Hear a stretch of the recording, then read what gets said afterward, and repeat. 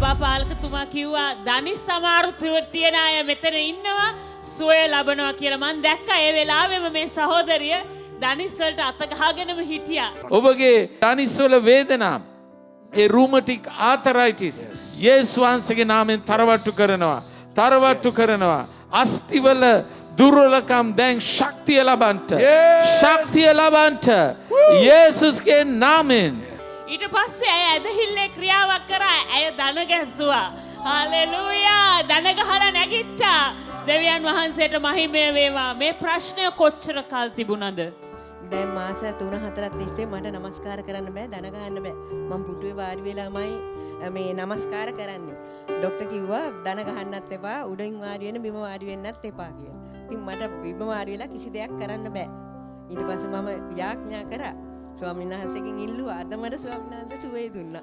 Hallelujah. Thank you Jesus. Hallelujah. ස්වාමින් වහන්සේගෙන් ඉල්ලුවා. ස්වාමින් වහන්සේ දේ දුන්නා.